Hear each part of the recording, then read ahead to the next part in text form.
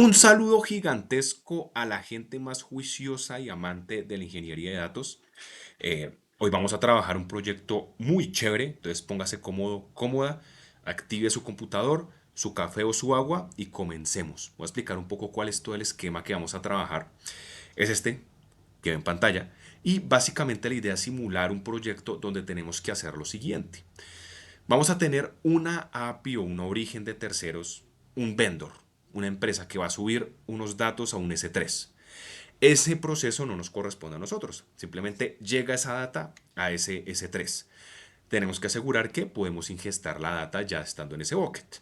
Vamos a tener un proceso que se haría manual, pero que lo vamos a hacer por medio de GitHub Actions para poderlo subir a un S3. Es un archivo que nos llega en las mañanas por correo, simulamos que nos llega en las mañanas por correo, y un proceso en GitHub Actions lo que va a hacer es agarra ese archivo desde desktop y lo va a subir a un S3. Entonces ya teniendo nuestros dos archivos en dos diferentes buckets, lo que vamos a hacer es podemos seleccionar una de las dos opciones. Yo voy a mostrar las dos opciones. Una opción es utilizar lo que es el crawler de GlueETL, donde vamos a hacer unos procesos en cada uno de estos archivos. Y finalmente vamos a enviar esa data resultante a un data warehouse en Redshift. Esto se cobra por usabilidad. Entonces, desde el momento que usted esté utilizando esto, va a empezar a cobrar. Si usted no quiere que le cobren, pues lo único que puede hacer es observar cómo se está haciendo el procedimiento. Este proceso es útil para analíticas continuas, cuando tenemos muchos usuarios y cuando son datasets grandes. O sea, esto es un poco más corporativo, más de la vida real, por llamarlo de alguna manera. Y tenemos otra opción, que es un serverless. Es bajo costo, considerado en el free tier si se trabajan con pequeñas cantidades. Entonces nosotros estamos procesando muy baja cantidad de datos. Ya nos van a cobrar es por terabyte procesado dentro de la herramienta. Normalmente lo utilizamos para análisis exploratorios, cuando tenemos datasets pequeños. Es un servicio que se llama Athena y que la idea es no enviarlo a un Redshift, que el Redshift nos cobran, sino volverlo a enviar a un S3, que ese está contemplado ampliamente en el free tier. Entonces, si usted no quiere que su cuenta tenga dólares en deuda, vamos a utilizar ese servicio de Athena con baja cantidad de procesamiento y si no importa que le cobren algunos céntimos o $1 o $2, dependiendo de si usted manualmente empieza a aumentar la data, puede utilizar el camino de arriba. Vamos por supuesto a utilizar permisos de IAM porque es necesario siempre que manejamos el CLI y vamos a utilizar también lo que es el CloudWatch, que es una manera de asegurar la observabilidad. Entonces esto es un pipeline de datos donde vamos a tener raw data y la idea es llevarlo a tablas que podemos utilizar para tener insights, para alimentar dashboards, para lo que necesitemos, pero ya llevando a cabo este proceso. Entonces, manos en la masa y antes que nada, lo que siempre hacemos en estos videos. Si venimos al free tier de Amazon, ¿qué vamos a encontrar? Aquí están los productos que nos ofrecen directamente esa facilidad del free tier. Y si vamos a pricing, por ejemplo, del S3, ¿qué nos damos cuenta? Acá nos va a comentar, están viendo ahí ustedes los precios y los valores. Cuando estamos hablando de terabytes es cuando nos va a empezar a cobrar. Nosotros en este proyecto no vamos a utilizar terabytes, entonces podemos estar en calma. Ahora si vamos a Athena, ¿qué podemos encontrar? Si vamos a pricing, nos dice que lo que son las queries de SQL, cuando ya estamos hablando de terabytes de procesamiento en las queries, ya nos van a empezar a cobrar $5, por ejemplo, si estamos en la región de Ohio, que es donde estamos manejando nuestros buckets. Entonces, ¿dónde es el camino que hablamos de bajo costo? Pues aquí están esos valores. Ustedes podrían hacer el ejercicio de buscar el producto y ver cómo es el asunto de los precios de ese otro camino. Pero entonces vamos a comenzar directamente a operar nuestros datasets para hacer todo este procedimiento. Bueno, mi gente, y como siempre, lo primero, sorbito de café y vamos a verificar que tenemos el CLI de AWS. Si usted no lo tiene check, no le está funcionando o aún no lo ha instalado, simplemente es poner CLI download en Google y ya va a tener el CLI de AWS para poder trabajar todo lo que es el sistema desde la terminal. ¿Listo? Entonces vamos a verificar que está funcionando y vamos a ir con los pasos de que nuestro usuario esté vigente dentro de nuestra máquina. Si no, pues cómo lo hacemos y a toda la estructura de la ETL. Una vez tenemos una carpeta, bien sea en el desktop o en documentos, en este caso yo la tengo en documentos en ETL AWS, vamos a revisar que tenemos el CLI instalado. Entonces ponemos AWS es --version y Acá nos aparece. Si a usted no le aparece este comando es porque no lo tiene instalado. Entonces pues tiene que instalarlo como le comentaba en la página. Simplemente lo descarga, lo instala y ya va a recibir este comando una vez lo tenga. Ahora, ¿cómo hacemos para vincular nuestro usuario? Pues ponemos AWS configure. Configure. Listo. Ahí que me va a pedir, me va a pedir un access key, me va a pedir un secret access key, me va a pedir un default region name y me va a pedir un default output. Entonces, ¿de dónde vamos a descargar cada una de estas cosas? El AWS Access Key y el Secret Key, ya voy a mostrar cómo se descarga. La región, normalmente pues como default se utiliza la US East 2 default output, yo siempre sugiero dejarlo en JSON. Los valores que necesitamos vamos a poner IAM, vamos a poner IAM en nuestra cuenta de AWS y aquí nos van a aparecer nuestros usuarios, nuestros grupos de usuarios, los roles. Entonces vamos a entrar a usuarios. Yo voy a utilizar. Y estando en el usuario, vamos acá a crear Create Access Key, en la cual vamos a decir Command Line para el CLI. Y cuando la creemos, lo que nos va a hacer es, podemos poner una descripción, va a ser ETL AWS para tener claro que, pues para qué la estamos utilizando. Y acá, si yo le pongo show, pues nos la va a mostrar. Yo no quiero que ustedes la vean. No es por ser malo, sino pues porque esto tiene que ser privado. Y si ustedes tienen el acceso a lo que son mis credenciales, pues van a poder operar con lo que quieran. Descarga un CSV, vamos a copiar y a pegar eso que nos apareció o directamente del CSV. Ponemos la región que queremos y JSON. Ya con eso podemos contar con la conexión entre nuestro usuario y el CLI. ¿Qué vamos a necesitar ahora después de eso? La habilitación de los servicios. Entonces, dependiendo de los permisos que nosotros le queramos aplicar a este usuario, pues vamos a poder tener esa accesibilidad. Tenemos ahora que aplicar las políticas y los permisos a ese usuario. ¿Y cómo lo vamos a hacer? Usted va a crear un JSON al cual le va a poner el nombre que quiera. Yo le llamo ETL San Miguel Policy y va a copiar todo lo que está dentro del JSON que seguramente está viendo en GitHub. Básicamente, ¿qué es esto? Le vamos a dar el allow, o sea, el permiso de LS3, de listar los buckets, aquí el clue, full access for ETL. Vamos a hacer también Athena, Lambda. Le estamos dando diversos permisos para que pueda operar. Una vez lo tenemos listo, lo que hacemos es ejecutar el comando que está ahí. Obtenemos la ARN de la política, que esa la vamos a guardar ahí en una variable. Y finalmente aplicamos y verificamos. Perfecto. Tenemos ETL San Miguel, Full Project Policy. Tenemos el Policy ARN y esto nos demuestra que ya tenemos todo perfecto en nuestro sistema. Entonces podemos cerrar acá. Podemos venir, ponerle el clear. Entonces, recordando un poco el motivo de todo el proyecto es, hay un equipo, el equipo Rocket, siempre nos va a subir en un bucket llamado zonas llegada, donde siempre vamos a tener las zonas en formato Parquet. Digamos que eso ya no es responsabilidad nuestra, sino que hay un equipo encargado que sube ese archivo y que siempre tiene que estar ahí disponible.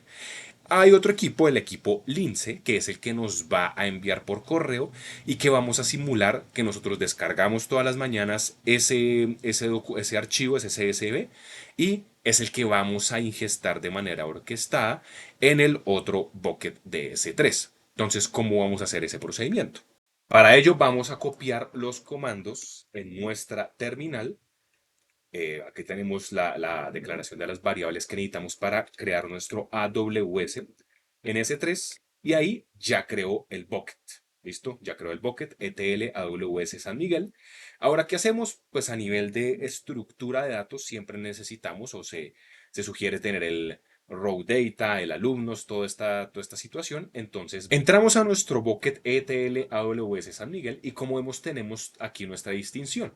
Si decidimos tener también en nuestro data lake alguna data procesada, stagings o loads. Estos son distintas carpetas que vamos a utilizar o que podríamos llegar a utilizar. Lo que normalmente utilizamos es el S3 como esa etapa bronce del patrón de Medallion y es donde tenemos toda nuestra raw data. Entonces acá es donde vamos a tener la data de alumnos.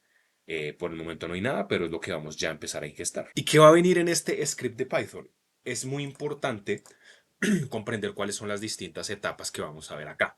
Tenemos pues efectivamente en nuestro bucket la región y donde se supone, según el esquema que marcamos, que siempre vamos a tener nuestro archivo de alumnos CSV.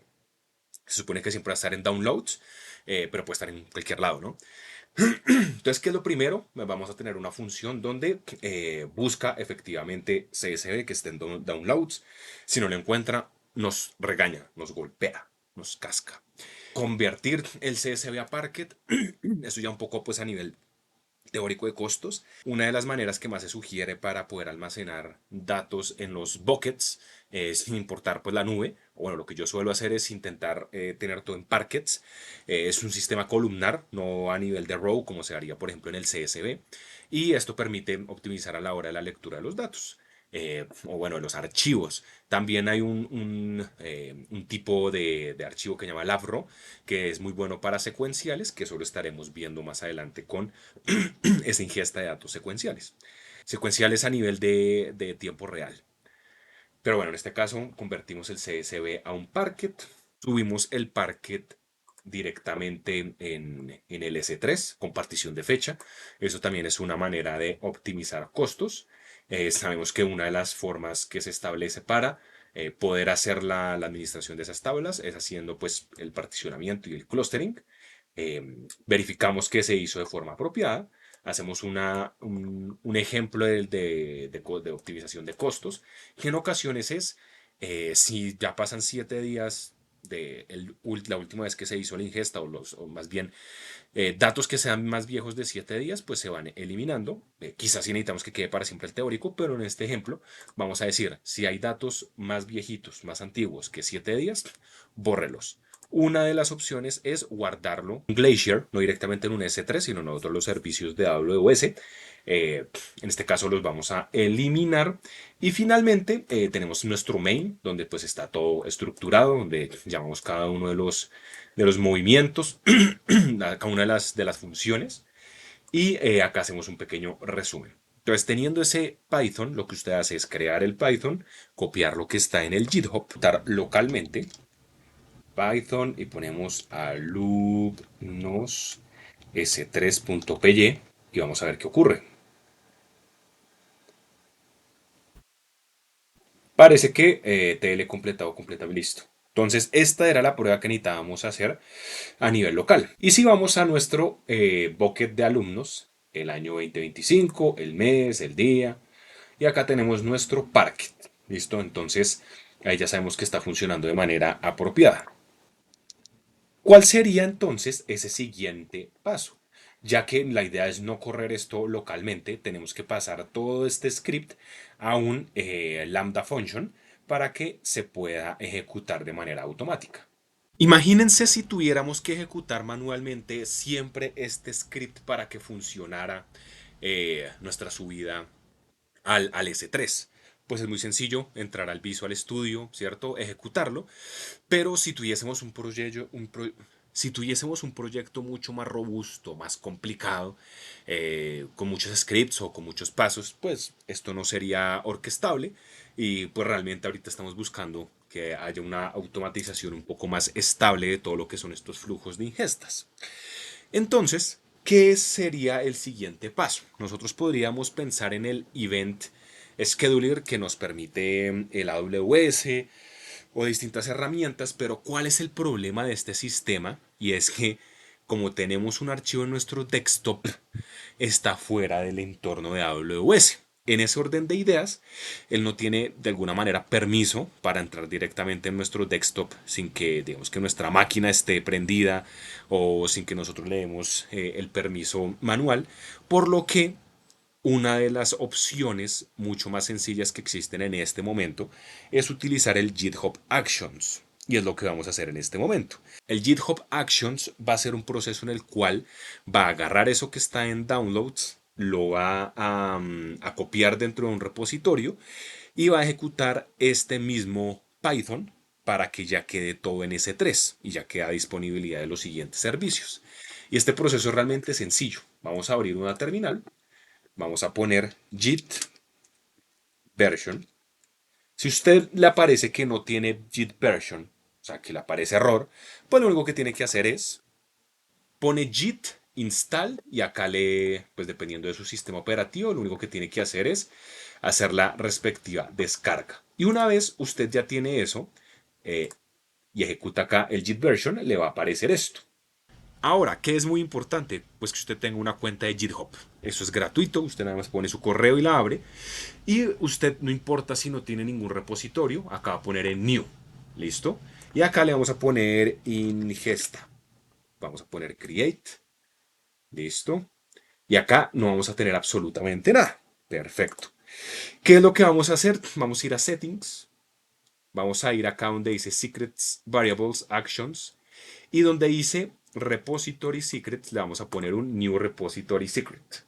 ¿Qué vamos a hacer? A poner AWS, aquí, bueno, AW, AWS Access Key ID. ¿Listo? Y aquí, ¿qué va a poner? ¿Se acuerda que tenemos un Excel donde tenemos nuestra Access Key y Secret Key que descargamos en CSV? Pues usted lo va a guardar, va a copiar y pegar esa Access Key y la va a poner donde está ese cuadrito de Secret. Vamos a poner otra. Vamos a poner AWS Secret Access Key y acá va la otra del CSV, ¿cierto? Entonces usted la tiene que copiar sin ningún tipo de espacio. Entonces aquí ya tenemos nuestra Access Key y nuestra Secret Key. Perfecto. Entonces ya tenemos aquí nuestro ingesta creado, que por el momento no hay nada. Y aquí en Actions vamos a ver cuando pongamos nuestro archivo llamado, que es un template, vamos a ver que va a aparecer ahí nuestro procedimiento. Vamos a crear un folder que se va a llamar .github. GitHub.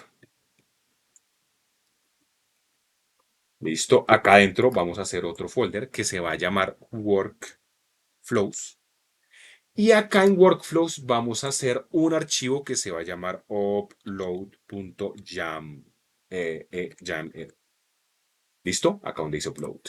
Usted lo que va a hacer en este momento es dirigirse donde tenemos nuestro repositorio y va a copiar y a pegar y a guardar. ¿Listo? Perfecto. Vamos a cerrar acá. Y va a seguir las indicaciones que tenemos en el README o que están ahí en la presentación del repositorio. Entonces, git init. Entonces ahí nos dice que se está iniciando. Vamos a poner acá un clear. Muy bien. Git init. Perfecto. Vamos a poner git remote at origin. Ya, bueno, yo como lo había hecho anteriormente me pone esto, pero pues ya está funcionando. Y ahora lo que vamos a hacer es, ponemos git branch en main. Ahora ponemos git add y ese puntico es necesario que siempre esté porque ese es el que nos permite, el que va a permitir ejecutar. Y le vamos a poner commit, este es el commit, van a ser los distintos comentarios, ¿cierto? Entonces ahí aparece que le pusimos el comentario del commit y le vamos a poner el push. Y por último lo que vamos a hacer es que nos haga el upload del YML. Entonces acá vemos que está haciendo everything up to date. Como vemos, ahí subió todo lo que tenemos en nuestras carpetas. ¿Sí? Como se dan cuenta, el ritmo inclusive ya lo pasó. Bueno, luego lo arreglamos para que se vea bonito. Acá, como vemos, ya nos guardó el proyecto de ingesta, pero ¿qué es lo más importante acá? Que en Actions tengamos subir alumnos tal diariamente. Entonces, aquí es donde ya vamos a probar. Nosotros tenemos en nuestro archivo, tenemos 021, o sea, a las 9 de esto es 4 p.m., perdón, de Colombia, que son las 9 UTC, ¿listo? Entonces es importante tenerlo en cuenta porque GitHub Actions y realmente la gran mayoría de los orquestadores se basan en UTC, entonces pues simplemente toca tener clara esa conversión, pero bueno, ustedes lo pueden poner en cualquier momento. Yo voy a hacer de cuenta que son las 4 y que es momento de correr. ¿Esto nada más para qué? Para revisar. Ah, bueno, vamos a borrar para que vean que aparece nuestro archivo permanently delete. Permanently delete. ¿Pero qué pasó? Ah, listo. Entonces, ¿qué pasa? En esa carpeta ya no tenemos nada. y se van a dar cuenta de lo mágico que es. Asumamos, bueno, son las 3:59 y 55 segundos y ya, son las 4 de la tarde, entonces él empieza solito a ejecutar toda la tarea. Entonces va haciendo el proceso, va haciendo el proceso.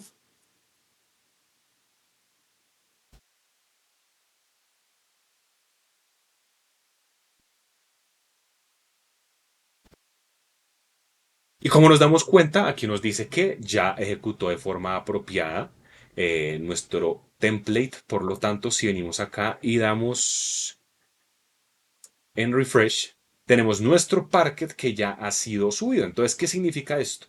Tenemos ya nuestro bucket con el ETL AWS San Miguel, donde tenemos los datos de alumnos, y que ese se supone que depende de nosotros subirlo, y el que no depende de nosotros, que es el bucket de las zonas. Entonces ya podemos pasar a hacer las respectivas limpiezas o el proceso que queramos hacer en el Glue. Solo para mostrar que sí sirve, acá como se dan cuenta en nuestras GitHub Actions, el de ayer que generamos manualmente, sí corrió, y hoy que yo esperé un día para saber si estaba funcionando nuestro workflow y como se dan cuenta se ejecutó a las 7:54 de esta mañana y los datos sí se actualizaron en el ES3. Entonces, para que evidenciar que efectivamente funcionó. Ahora, en este camino de hacer esta ETL con el servicio de Redshift, recordar que si lo estamos haciendo en Redshift nos van a cobrar. Redshift, conocido como uno de los mejores servicios de AWS para lo que es el Data Warehouse. Si nosotros acá ponemos Query Data, vamos a ver un entorno de desarrollo muy similar a cuando trabajábamos en Postgres o cuando trabaja, bueno, en pgadmin, cuando conectamos a Postgres o en MySQL, cuando trabajábamos en el Workbench o en el, ¿cuál era el otro que trabajábamos? El SQL Microsoft Server. Para mí es el más bonito, o bueno, el más bonito en el que he trabajado, pero esténse cuenta que es muy interesante, funciona también bastante bien. Entonces, lo que vamos a hacer es, vamos a manejar un orden muy claro para poder construir la solución. Entonces, acontece de la siguiente manera. Tenemos que crear una VPC donde vamos a tener subnets, security groups, endpoints, que ya voy a mostrar cómo se hacen. Vamos a hacer la configuración del Redshift. Tenemos que hacer un secret manager. Luego hacemos todo lo que tiene que ver con la conexión del Glue, el Glue Studio, y verificamos que todo corra de forma apropiada. ¿Listo? Entonces, vamos a comenzar. Vamos a ir acá donde dice VPC. Vamos a dar clic aquí donde dice Your VPCs y acá en Actions vamos a hacer para este proyecto nos sirve hacer una default. Recordemos que vamos a estar en East 2. ¿Listo? Entonces ahí ya nos creó nuestra default, que es una manera muy rápida de obtenerlo. Vamos a darnos cuenta que esto nos va a traer tres subnets. Y vamos a ver que en Security Group vamos a tener un Security Group asociado a esta VPC. ¿Listo? Entonces, como verificamos, tenemos una VPC 02DC. ¿Listo? Entonces, si vemos acá, 02DC. Entonces, es una manera de configurar nuestro VPC de una manera muy clara. Ahora, ¿qué es importante para que no vayamos a tener problemas en la conexión, en el flujo de nuestras herramientas? Porque recordemos que estamos pasando de S3 a Glue y de Glue a Redshift. Entonces vamos a crear algo que se llaman los endpoints. Entonces acá vamos a poner create endpoint. Como se dan cuenta, quiero que quede aquí claro. El endpoint de S3, endpoint. ¿Listo? Aquí vamos a poner S3 y vamos a buscar el que no tiene guión absolutamente nada, o sea, este. ¿Listo? Y en el caso del S3 vamos a poner un gateway. Gateway, vamos a seleccionar nuestra VPC, seleccionamos la row table y finalmente le damos create endpoint. Entonces aquí ya tenemos nuestro primer endpoint. Vamos ahora a hacer el de Redshift endpoint. ¿Listo? Aquí en este caso ponemos también Redshift y como se dan cuenta vamos a seleccionar el que no nos aparece con nada ahí. Seleccionamos. Vamos a seleccionar nuestra VPC y las subnets seleccionamos todas. ¿Listo? Acá vamos a poner, como se dan cuenta, aparecen en cada unas AZs diferentes. Tenemos el 2A, 2B y 2C. Y vamos acá a seleccionar nuestro security group. Perfecto. Create endpoint. Muy bien. Ahora vamos a crear otros dos, que son el STS y el Secret Manager. ¿Listo? Entonces, STS, endpoint. Y le damos acá clic. También seleccionamos nuestras subnets. ¿Listo? Seleccionamos esto y perfecto. Create endpoint. Y por último vamos a crear el del Secret Manager.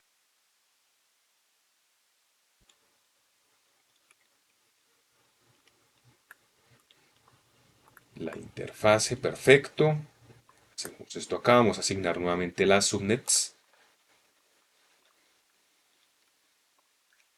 Antes esto era más sencillo, pero este año AWS hizo varios cambios en la manera de crearlo y ahora tenemos que hacer todo este procedimiento. Como se dan cuenta, ya tenemos nuestros endpoints, solamente tenemos que esperar a que todos los endpoints estén available. Podemos ir a nuestro Redshift.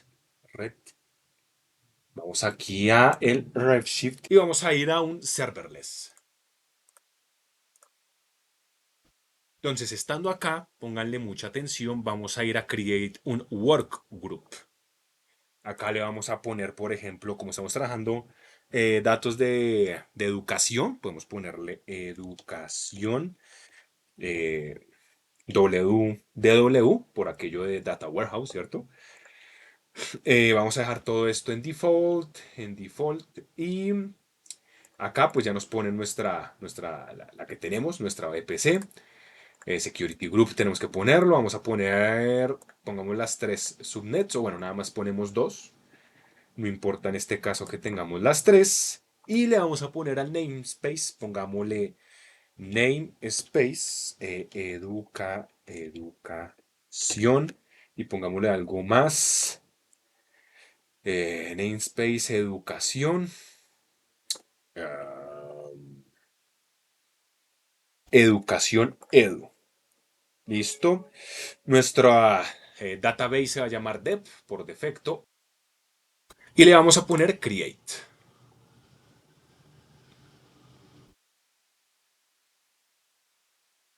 Mientras que va creando, vamos a ir a IAM, roles, y ustedes, como se dan cuenta, yo tengo uno que le puse AWS Glue Service Role Clips, pues por lo que este lo estoy usando nada más para los clips de YouTube.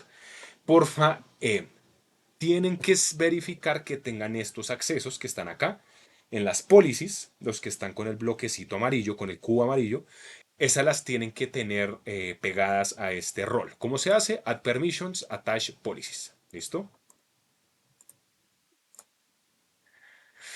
Y acá, como se dan cuenta, tenemos nuestro Educación Data Warehouse attach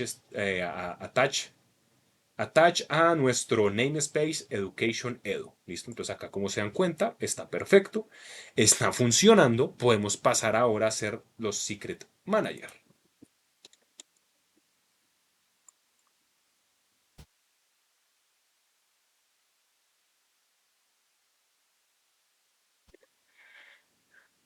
Si nos damos cuenta, ustedes quizás no tengan ningún Secret Manager activo. Si lo tienen, pues no pasa nada, está bien. Vamos a crear uno nuevo.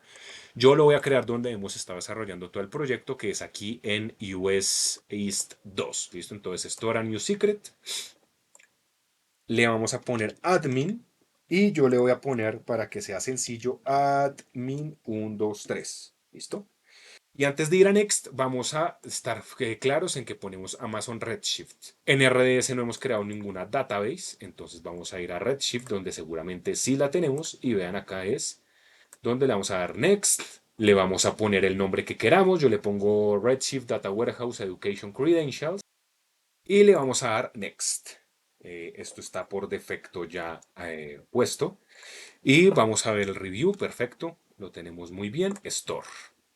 Muy bien, entonces ahí ya debe aparecer en un momento nuestra secret, perfecto, aquí está puesta. Ahora vamos a ir directamente a nuestro glue. ¿Listo? Entonces vamos a poner AWS Glue. Y lo primero que vamos a hacer es hacer una conexión. Vamos a ir a la conexión. Vamos a hacer una conexión.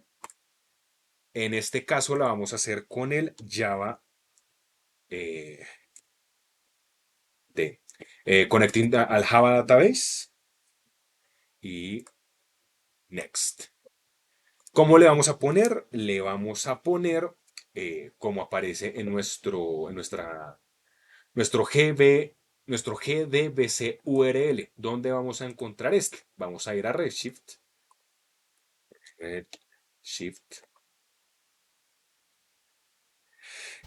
Y acá, donde está nuestro workgroup, como se dan cuenta, vamos a tener un espacio que dice JDBC URL. Vamos a copiar y lo vamos a poner acá. ¿Listo? Y acá abajo, donde dice Network Options, vamos a poner nuestra VPC, vamos a poner las subnets, alguna de las subnets y nuestro security group que ya creamos, ¿no? Next. Listo, vamos a poner, esto está bien, ponemos next y create connection. Se ha creado, listo. Vamos en todo caso a revisar que esté funcionando. Entonces seleccionamos y ponemos actions, test connection. Y este pedazo es muy importante. Desde nuestro rol tenemos que habilitar todos los permisos que va a necesitar el glue para hacer las respectivas conexiones. Entonces le vamos a dar confirm. Ustedes van a poner el nombre del rol que pues crearon con los permisos que les comentaba. Y esto muy seguramente va a aparecer en verde diciendo que todo funciona de manera apropiada. Si bien vemos que funcionó, sí quiero que hagamos hincapié en una situación que en ocasiones a mí me ha pasado creando estas conexiones. Y es que si sale un error, lo que yo sugiero es que vayamos a CloudWatch, aquí donde dice CloudWatch, Log Groups, y aquí vemos que dice, bueno, este error yo lo había creado manualmente para otros procesos, el que crea automáticamente es este que dice Output. Y acá donde ustedes se pueden dar cuenta aparecen los distintos logs. Si llega a aparecer un error, como por ejemplo lo que me pasaba, lo que en algún momento me pasó, que si yo daba acá el run y yo revisaba el resultado del admin, en ocasiones me aparecía acá falso y falso. Significaba que no tenía permisos de edición.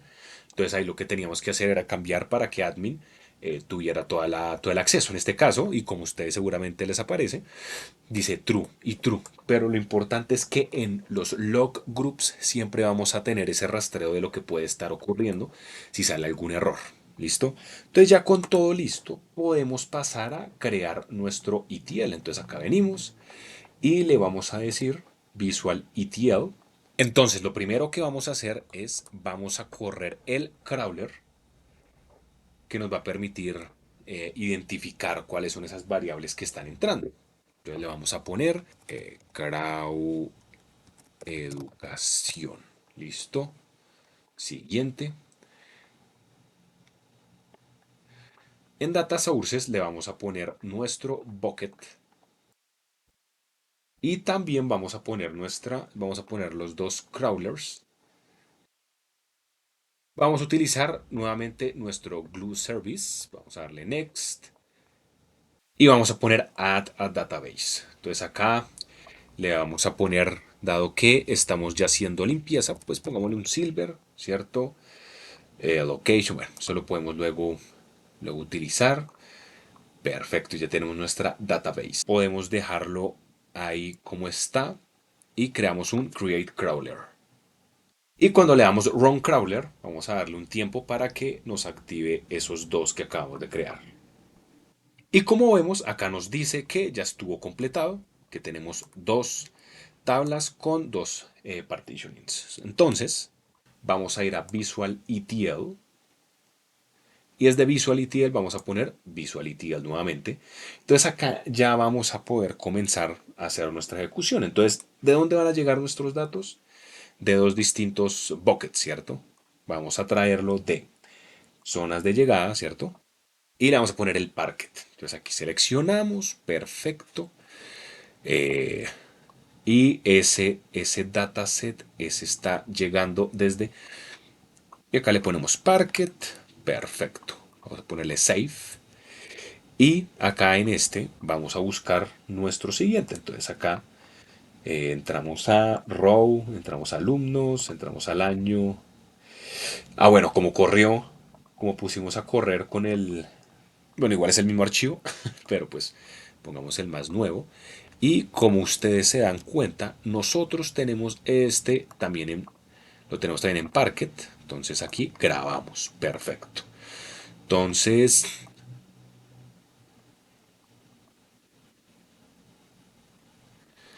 antes de que nos genere más error, entonces le vamos a poner el job, le vamos a poner Data Warehouse Education. Listo. Y el AM Role es el que ya hemos venido trabajando. Es el mismo que seguramente a ustedes les aparece ahí apenas le dan. Y todo esto lo podemos dejar en default. Todo esto se puede quedar todo lo demás se puede dejar en default por el momento. Le vamos a dar el save y ya no nos aparecen esas alertas que son incómodas. Eh, y seguimos acá con nuestro procedimiento. Entonces, luego, ¿qué es lo que vamos a añadirle? Le vamos a añadir le añadimos una transformación, va a ser un SQL query, el cual cada uno va a tener su respectivo procesamiento. Entonces acá hacemos uno y acá vamos a poner otro. Y ustedes lo único que van a copiar y pegar es lo que está puesto en el repositorio. Listo, acá le vamos a poner. Bueno, tenemos que idealmente ponerle nombres. Entonces este se va a llamar zonas. Este se va a llamar alumnos. Alumnos. Y este, entonces acá vamos a ponerle zonas. Y este le vamos a poner alumnos. ¿Listo? Alumnos. Perfecto. ¿Cuál es el procedimiento que nosotros vamos a buscar seguir? Nosotros queremos que se haga una ligera limpieza de esa data, ¿cierto? Que creamos dos columnas y ahí como se dan cuenta ya nos mostró el data preview. Entonces la idea es poner una consulta de SQL que nos permita eh, procesar esa data. Entonces en alumnos vamos a poner donde pues tenemos interés futuro, que ese lo hacemos basado en la que ya existe, y creamos una nueva variable. Perfecto. Y en zonas vamos a poner también nuestra ligera limpieza y una nueva... Como se dan cuenta, ahí en tiempo real nos está haciendo las muestras de lo que está ocurriendo. Ahora viene el join. Vamos a hacer un inner join, donde vamos a mezclar ambas respuestas. Bueno, el join ahí está bien, tiene los dos SQLs, inner y cuál va a ser la condición. Código de zona es el mismo código de zona, ¿cierto? Entonces ahí perfecto, nos pone aquí el chulito de que funciona efectivamente. Y aquí vemos el output esquema. O sea, ahí nos va mostrando qué va haciendo. Yo normalmente sugiero hacer una selección puntual de las variables que queremos. Entonces yo acá pongo un select fields y acá nos aparecen todas las que necesitamos o las que queremos. Digamos que no queremos dos veces su código de zona, ¿no? Entonces aquí dejamos estas, perfecto. Vamos guardando todo el procedimiento y ya lo último que queda es ir a targets. ¿Y a dónde es que queremos enviarlo? Pues a nuestro Amazon Redshift. Entonces, acá buscamos Data Connection, tenemos el esquema que es en Public y acá como se dan cuenta no tenemos una tabla. Vamos a ir a Redshift y aquí es donde vamos a armar nuestra tabla. Aquí lo único que hacemos es, si existe algo acá en Public, le vamos a llamar alumnos zonas. Creamos la tabla con estas variables que son las mismas que tenemos en el select fields que ya utilizamos. Entonces le damos acá al run, eso no demora nada. Le damos acá refresh y como se dan cuenta va a aparecer aquí un 1. Entonces tenemos aquí nuestra tablita que se llama alumnos zonas, donde en este momento pues no hay nada, pero están nuestros campos. ¿Listo? ¿Cuál sería el procedimiento ahora? Venir y dar el ejecutar. Entonces primero guardamos. Tenemos que aquí pedir que nos ponga alumnos zonas. Eso. Vamos a hacer un append y ya tenemos todo perfecto. Ahora si guardamos, vemos que tenemos acá la aprobación. Y lo único que tenemos que hacer es darle el respectivo run.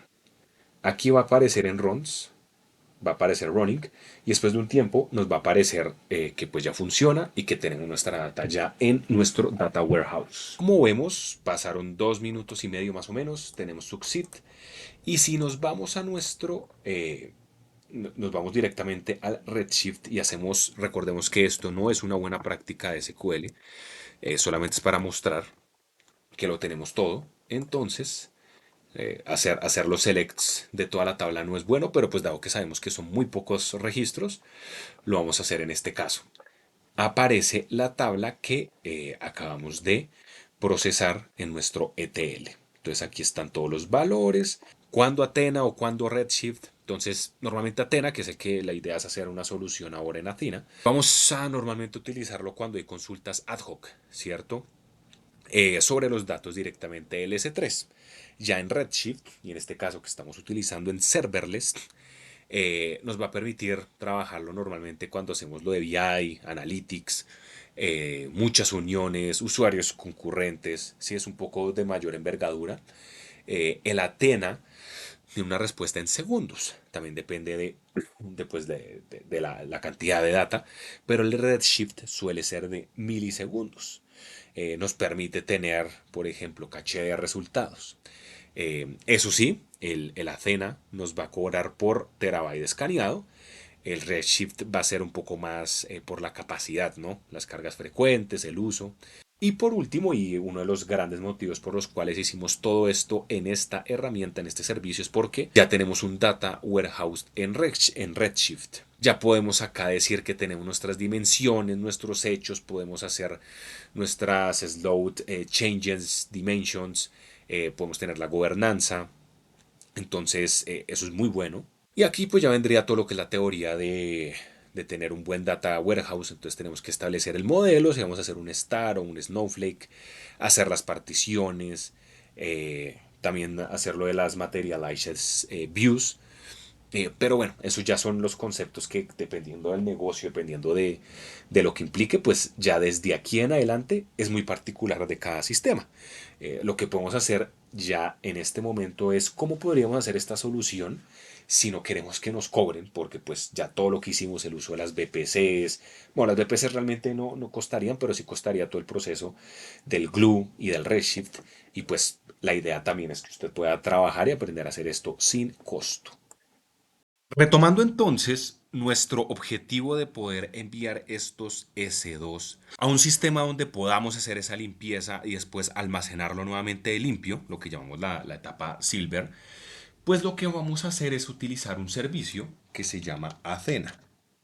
Si bien en Athena nos van a cobrar por cantidad de data procesada, si usted está comenzando el free tier o no ha utilizado mucho Athena, se va a dar cuenta que no va a recibir cargos en su cuenta si hace las operaciones que estamos haciendo, que no son de gran volumen. Database if not exists. Y le vamos a poner ETL, AWS. Cuando corremos esto, nos va a aparecer acá nuestra database. Si a usted le llega a aparecer algún error o le dice que no se puede correr, es porque no ha codificado dónde va a ir el resultado de la query. Entonces lo único que usted tiene que hacer es ir a settings y va a poner dónde quiere que se procese o dónde se ubique la data resultante. Entonces acá por ejemplo, donde tenemos nuestro bucket, yo tengo una carpeta que le puse procesado, o también puede ir en Silver, o donde decíamos, o donde nosotros queramos, y entonces le vamos a poner Processed, y yo aquí fue donde lo seleccioné. Ahí es donde está llegando el resultado de nuestras queries. Entonces usted una vez tiene settings y tiene la database, ya podemos comenzar a crear nuestras tablas dentro de esa database. Entonces create, vamos a poner create external table. Vamos a poner todo lo que son las columnas de nuestro Parquet. Acá le tenemos que poner stored en mayúscula para que se vea apropiado. Stored as Parquet.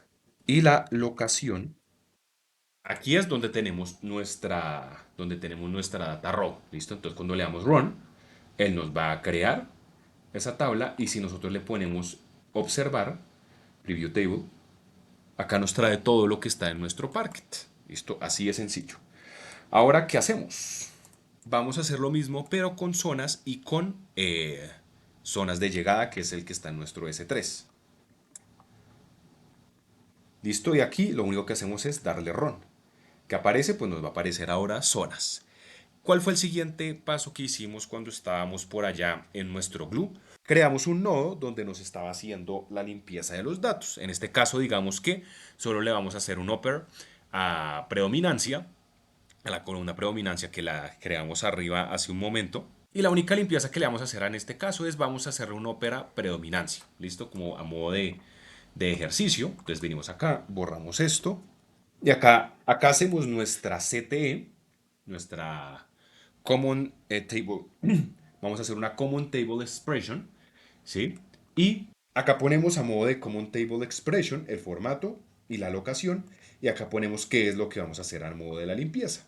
Y como vemos, acá nos crea clean zonas. Ahora que ya tenemos nuestras zonas limpias, vamos a hacer el mismo procedimiento.